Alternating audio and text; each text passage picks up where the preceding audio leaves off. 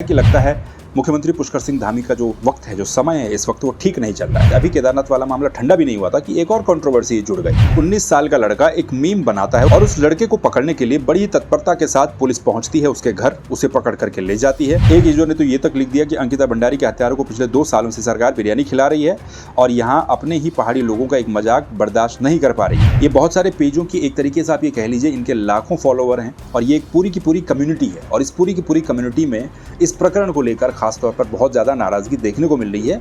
लोग कमेंट करके अपनी जो भावनाएं हैं उनको व्यक्त कर रहे हैं, कमेंट करके कह रहे हैं कि भाई ये क्या हो रहा है। नमस्कार, मैं हूं दिग्विजय सिंह चौहान।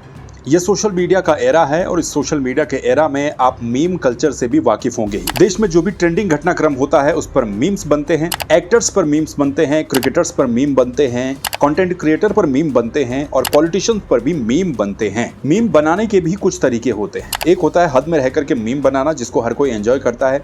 एक मजाकिया तौर पर मजाकिया लहजे में चीज़ों को तंज करने की कोशिश की जाती है और एक होता है हद से बाहर जाकर के मीम बनना, जो कि किसी को भी आपत्ति दे सकता है, जिस मीम में कोई आपत्तिजनक चीज हो सकती है। ये सब बातें मैंने आपको पहले इसलिए बता दी क्योंकि अब हम बात करने वाले हैं कि एक मीम कैसे जेल तक पहुंचा गया एक 19 साल के लड़के को। उत्तराखंड के मुख्यमंत्री पुष्कर सिंह धामी का एक 19 साल का लड़का एक मीम बनाता है, उसे सोशल मीडिया पर अपने इंस्टाग्राम हैंडल पर पोस्ट करता है और उस लड़के को पकड़ने के लिए बड़ी तत्परता के साथ पुलिस पहुंचती है उसके घर, उसे पकड़ करके ले जाती है। रात भर उसे थाने में बिठाया जाता है। लड़के की मां ने, जो कि 19 साल का है, उसकी मां ने तो पुलिस ने उसके साथ मारपीट भी की, उसे थप्पड़ मारे गए, उसे लातों से भी मारा गया। ये सब कुछ क्यों हुआ? सिर्फ और सिर्फ एक मीम के लिए, जो कि उत्तराखंड के मुख्यमंत्री पुष्कर सिंह धामी पर बना था।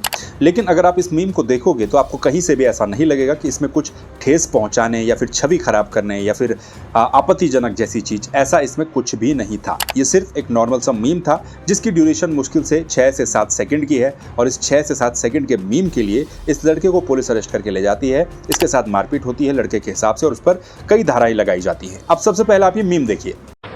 मैं आज खाली बैठा हूँ, मेरे में कोई काम नहीं है, सोचा खाली बैठा हूँ तो आपको ही बता दूं। बड़ा छोटा सा मीम था, एक बार फिर देखिए।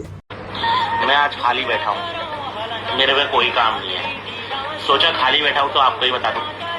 ये एक 6 से 7 सेकंड के बीच का मीम है और इस मीम को बनाया काशीपुर के रहने वाले एक लड़के ने, जिसका नाम है आयुष रावत। आयुष रावत इंस्टाग्राम पर अपनी प्रोफाइल, अपना एक पेज चलाते हैं जिसका नाम है अ बॉय फ्रॉम उत्तराखंड। वहाँ पर आपको उत्तराखंड से रिलेटेड कंटेंट ही देखने को मिलता है। आयुष रावत इससे पहले उत्तराखंड में हुए भू कानून और मूल निवास वाले मामले से लेकर अंकिता भंडारी मर्डर केस तक हर मामले पर सोशल मीडिया के जरिए अपने इस पेज के लिए पोस्ट करते हुए आए हैं, रील्स बनाते हुए नजर आए हैं या फिर मीम बनाते हुए नजर आए हैं। उत्तराखंड, उत्तराखंडियत, पहाड़ और पहाड़ी का अस्तित्व, इन सब चीजों के इर्द गिर्द ही आयुष रावत का कंटेंट इस पेज पर आपको देखने को मिलता है, जिसका नाम है बॉय फ्रॉम उत्तराखंड। अब इसी बीच आयुष रावत ने एक मीम बना दिया उत्तराखंड के मुख्यमंत्री पुष्कर सिंह धामी पर। दरअसल पुनीत सुपरस्टार, यानी कि लॉर्ड पुनीत भी आप उसे कह सकते हैं, एक कंटेंट क्रिएटर बड़ा फेमस मीम बनाता है और वो मीम मटेरियल जो है प्रोवाइड करवाता है, बहुत सारे वीडियोस अपनी बनाता है। उसी का ही एक वीडियो था जिसमें पुनीत सुपरस्टार बैठा हुआ है और कहता है कि आज मैं बिल्कुल खाली हूँ, मेरे पास कुछ काम नहीं है, तो सोचा कि आपको बता दूं। इसी वीडियो पर आयुष रावत ने सीएम पुष्कर सिंह धामी का फेस लगा दिया पुनीत सुपरस्टार के, और सीएम का फेस लगा करके पुनीत सुपरस्टार वही कह रहा है कि आज मेरे पास कुछ काम नहीं है, मैं खाली बैठा था तो सोचा आपको बता दूं। और नीचे से स्क्रीन पर अगर आप देखेंगे, गौर से देखेंगे, तो उस पर कुछ कमेंट्स लोगों के जो हैं वो फ्लैश किए गए हैं, जिसमें कोई पूछ रहा है कि भाई उत्तराखंड में मूल निवास भू कानून का क्या हुआ, उत्तराखंड में रोजगार को लेकर क्या हो रहा है, या फिर अंकिता भंडारी मर्डर केस को लेकर के क्या हो रहा है, या फिर केदारनाथ धाम दिल्ली में क्यों बना रहे हैं। तो इस तरीके के लोगों के कमेंट जो है उस वीडियो पर फ्लैश होते हुए आपको जरूर नजर आएंगे। बस इतना सा ही एक मीम था और इसके लिए आयुष को पुलिस उठा करके ले जाती है अपने साथ और जेल में डाल देती है। अब क्या क्या हुआ वो आपको मैं बड़ी डिटेल्स के साथ बताता हूँ। आयुष ने क्या बताया, कैसे वो जेल गया, कैसे उसके साथ मारपीट हुई या नहीं हुई, वो भी बताऊंगा। लेकिन उससे पहले आप ये समझिए कि खबरें आखिर क्या छपी थी।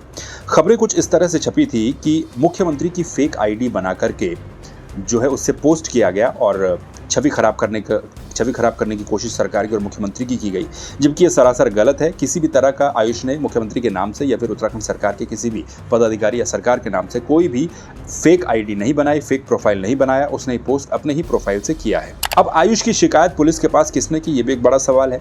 तो आयुष ने जो मीम बनाया उसकी शिकायत पुलिस में की है काशीपुर के एक अस्पताल को चलाने वाले, उस अस्पताल के एमडी, जिसका नाम संजीवनी अस्पताल बताया जा रहा है, उसका एमडी मुकेश चावला करके एक व्यक्ति है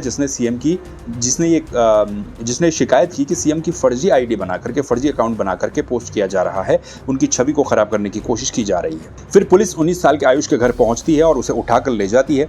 आयुष ये कहता है कि उसे इस तरह से उठाया गया, पुलिस जब उसके घर अचानक पहुंची तो उसे इस तरह से उठाया गया जैसे उसने कोई बहुत बड़ा अपराध कर दिया हो, जैसे उसने कोई बहुत बड़ा मर्डर कर दिया हो। वहां से उठा करके उसे गाड़ी में बैठाया जाता है। गाड़ी में बैठ करके जब वो पूछता है कि उसने क्या किया तो उसे 2 थप्पड़ मारे जाते हैं पहले तो।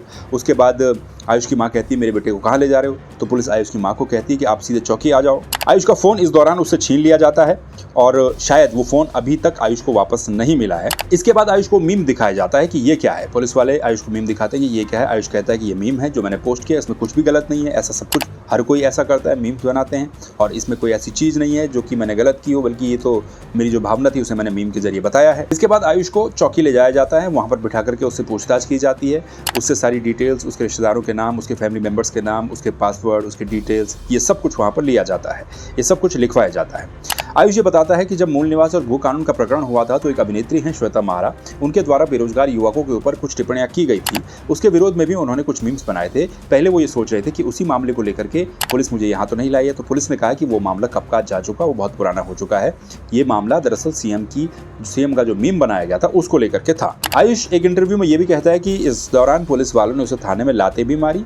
आयुष ये कह रहा है कि उस पुलिस वालों को इंस्ट्रक्शन थे कि इसे खूब मारा जाए, लेकिन पुलिस वालों ने इसे ज़्यादा मारा नहीं क्योंकि वो भी वहाँ के लोकल ही थे। कई लोगों ने उसका समर्थन भी किया। आयुष कह रहा है एक इंटरव्यू में कि कई पुलिस वालों ने उसका समर्थन भी किया। उसे ये कहा गया कि तू ऐसी एक्टिंग करना कि हमने तुझे बहुत मारा है, बाकी उसे मारा नहीं गया, उसको कुछ लाते मारी गई। ये आयुष का कहना है एक इंटरव्यू के दौरान। अगले दिन उसे मेडिकल के लिए ले जाया जाता है। मेडिकल में डॉक्टर से पूछते हैं कहीं चोट तो नहीं आई, बाकी उसके बाद ना उसका कोई चेकअप होता है ना कुछ होता है, सीधे एक मेडिकल बना करके दे दिया जाता है। उसके बाद आयुष को छोड़ दिया जाता है।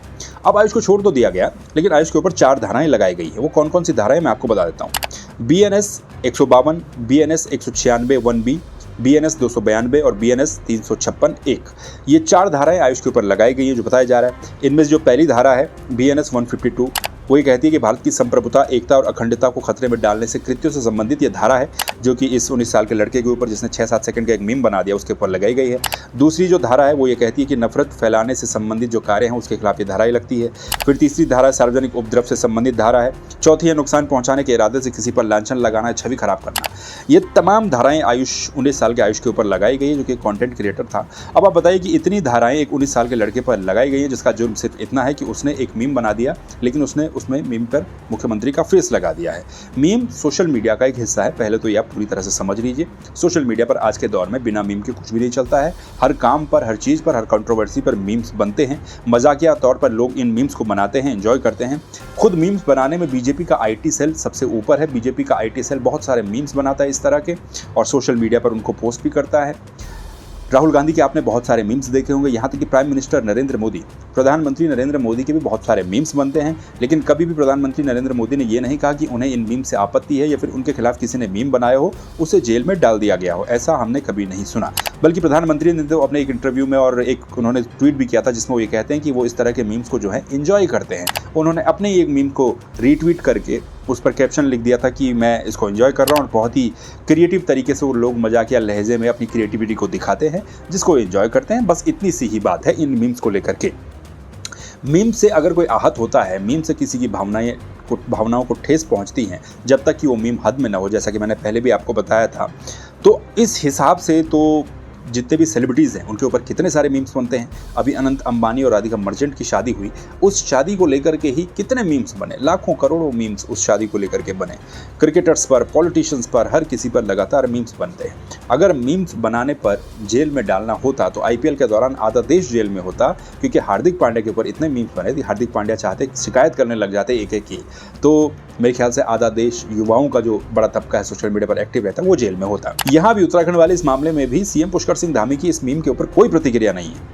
जो प्रतिक्रिया है उनके समर्थक, उनके जो कार्यकर्ता हैं, भक्त टाइप के, उनकी तरफ से आई है। उनको ही आपत्ति हुई इस मीम को लेकर के, उन्होंने ही रिपोर्ट दर्ज करवाई और उसमें यह कहा गया कि CM की फेक ID बना दी गई है, जो कि बिल्कुल भी नहीं था। ये अपनी ID से इस लड़के ने पोस्ट किया था।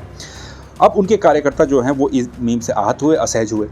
अभी दिल्ली में केदारनाथ धाम वाला जो मामला था, केदारनाथ धाम जो दिल्ली में उद्घाटन शिलान्यास करने मुख्यमंत्री पुष्कर सिंह धामी गए थे, वो मामला अभी ठंडा भी नहीं हुआ कि एक और कंट्रोवर्सी यहाँ पर मुख्यमंत्री पुष्कर सिंह धामी के साथ जुड़ गई है। हालांकि इस पर मुख्यमंत्री की तरफ से कोई प्रतिक्रिया नहीं है, लेकिन सोशल मीडिया पर इस पर बहुत सारी प्रतिक्रियाएं हमें देखने को मिल रही है, क्योंकि उत्तराखंड के बहुत सारे ऐसे सोशल मीडिया पर अकाउंट्स हैं, बहुत सारे पेजेस हैं, उनके एडमिन हैं जो कि उत्तराखंड से रिलेटेड कंटेंट पोस्ट करते हैं, चाहे इस तरीके के मीम्स हों या फिर जो उत्तराखंड के इशू हैं उनको लेकर के पोस्ट किया जाता है, और बहुत सारे पेज इसमें एक्टिव हैं।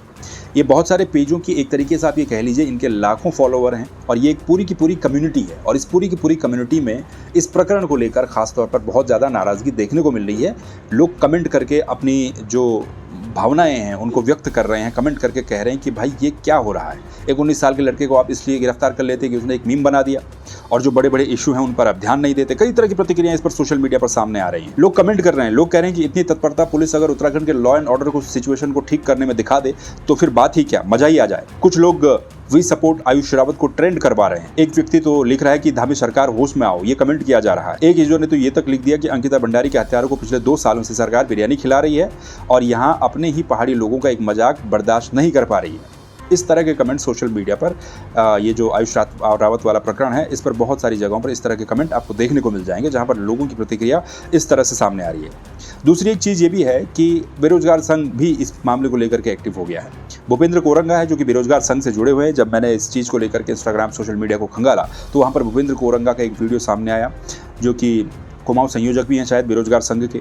उन्होंने एक वीडियो पोस्ट किया जिसमें वो कह रहे हैं कि आयुष के साथ जो कुछ भी हुआ, मिसबिहेव किया गया, जिस तरीके से आयुष के साथ पुलिस ने बर्ताव किया है वो बेहद निंदनीय है। उसको लेकर के वो डीजीपी से भी मुलाकात करेंगे। बॉबी पवार और ये सभी लोग बेरोजगार संगठन से जुड़े हुए लोग डीजीपी से भी मुलाकात करेंगे, कहेंगे कि भाई आयुष का फ़ोन उसको वापस कर दिया जाए क्योंकि उसका फ़ोन उसे अभी तक वापस नहीं मिला। भूपेंद्र कोरंगा ये भी आरोप लगा रहे हैं कि कुछ लोग, कुछ तत्व, बाहरी तत्व उत्तराखंड में ऐसे भी हैं जो इन चीज़ों को लेकर बड़ा खुश होते हैं। उत्तराखंड की अस्मिता को ठेस पहुंचाने की बात जहां पर हो या फिर इस तरह की बातें वहां पर वो लोग खुश होते हैं। जब इस तरह के काम होते हैं कि जो लोग उत्तराखंड के लिए आवाज़ उठा रहे हैं, जैसे कि ये जो लड़का आयुष रावत जिसको जेल डाला गया, जिसको पकड़ा गया मीम बनाने पर, उसने कुछ समय पहले, क्योंकि वो भी भू कानून, मूल निवास, इन सब मामलों को लेकर के एक्टिव रहा, ऐसे लोगों पर जब कार्रवाई होती है तो कुछ लोग ऐसे भी हैं जो कि बड़े खुश होते हैं। ये बात कह रहे हैं भूपेंद्र कोरंगा। ऐसा वो क्यों कह रहे हैं? वही कहते हैं कि जब मूल निवास भू कानून पर हजारों बेरोजगार युवा या हजारों उत्तराखंड के नागरिक सड़कों पर थे तो उस वक्त श्वेता महाराज जो एक्ट्रेस हैं उन्होंने टिप्पणी की थी, और बड़ी आपत्तिजनक वो टिप्पणी थी बेरोजगारों के ऊपर। उनके ही मैनेजर हैं वेद शर्मा, और वो स्क्रीनशॉट लगा करके दिखाते हैं, जो कि मैं भी लगा दूंगा। वेद शर्मा ये लिखते हैं इस घटनाक्रम के बाद जब आयुष को पुलिस पकड़ती है, उसे थाने ले जाती है, वो लिखती हैं थैंक्स काशीपुर पुलिस। और कमेंट में वो ये भी लिखते हैं कि आज वो इतने खुश हैं, वेद शर्मा जी जिनके बारे में भूपेंद्र कोरंगा कह रहे हैं, वेद शर्मा लिखते हैं कि आज मैं इतना खुश हूँ कि मैं गरीबों को खाना खिलाऊंगा। क्यों? क्योंकि आयुष रावत को जो है पुलिस ने गिरफ्तार किया। वो इसलिए खुश हो रहे हैं इस मामले पर कि धामी, मुख्यमंत्री पुष्कर सिंह धामी से पहले मीम्स उन्होंने श्वेता महाराज भी बनाए थे जब उन्होंने वो बयान दिया था।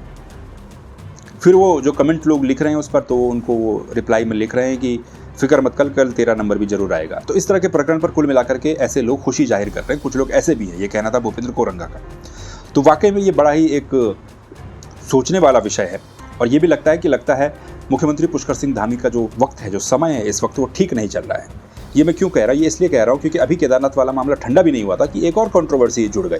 और हो ना हो, देखिए सोशल मीडिया इमेज को बनाता है, इमेज को बिगाड़ता है, और सोशल मीडिया पर कंटेंट बनाने वालों पर ही इस तरह की कार्रवाई हो तो जाहिर सी बात है बहुत सारे जो पेज एडमिन है इस तरह के, इनमें एक यूनिटी सी देखने को मिल रही है। जो कमेंट मैंने आपको दिखाए, कुछ बताए, ये तो कुछ भी नहीं है। इससे बहुत ज़्यादा कमेंट जो है सोशल मीडिया पर हमें देखने को मिल रहे हैं इस मामले को लेकर के। राजनीति के हिसाब से भी देखें तो वही बात सोशल मीडिया बनाता है तो सोशल मीडिया बिगाड़ता भी है। इसलिए मैं कह रहा हूँ कि एक कंट्रोवर्सी से पीछा नहीं छूट रहा है, दूसरी कंट्रोवर्सी साथ में जुड़ जा रही है। अब इस मामले में क्या कुछ होता है, क्योंकि बहुत सारे कंटेंट क्रिएटर की ये भी समस्या है, उन्हें ये भी चिंता सता रही कि आज आयुष का नंबर है, हो ना हो कल हमारा नंबर ना आ जाए इस तरह के कंटेंट को पोस्ट करने के ऊपर। तो ये भी कह रहे हैं कि freedom of speech and expression जिसकी हम बात कर रहे हैं, तो वो तो फिर रह ही नहीं जाएगी अगर इस तरह की चीज़ें होंगी। तो इस मीम में बहुत सारे लोग ये कहेंगे कि भाई इस तरह के काम नहीं करने चाहिए, मीम नहीं बनाने चाहिए। देखिए, मीम मजाकिया तौर पर बन रहा है तो उसमें किसी को भी आपत्ति नहीं होती है, जितने भी मीम्स हमने देखे हैं। फ़र्क वही है जब तक वो मीम हद में रहकर न बनाया जाए। इसमें कोई आपत्ति जैसी चीज़ थी ही नहीं, जिस पर इतना बड़ा बवाल खड़ा हो गया। 19 साल के एक लड़के को पकड़ के जेल में ले गए, 4 धाराएं उसके ऊपर लगा दी, उसका फ़ोन अभी तक नहीं मिला। तो बहरहाल ये सब कुछ मामला था और बड़ा ही सोचने वाला मामला, बड़ा गंभीर विषय कि इस तरह के काम अगर होंगे तो इससे अच्छा तो बाकी चीज़ों पर पुलिस प्रशासन, सरकार, सभी लोग ये ध्यान दें बाकायदा इसके कि एक कोई व्यक्ति मीम बनाए तो उसे आप पकड़ लें। आप लोगों का क्या मानना है, आप लोगों का क्या कहना है, कमेंट करके ज़रूर बताइएगा और इस चैनल को सब्सक्राइब कर दीजिए, वीडियो को लाइक कर दीजिए, कमेंट जरूर कीजिए, फेसबुक पर देखने तो फॉलो भी जरूर करें। फिर मिलेंगे किसी और वीडियो में। नमस्कार।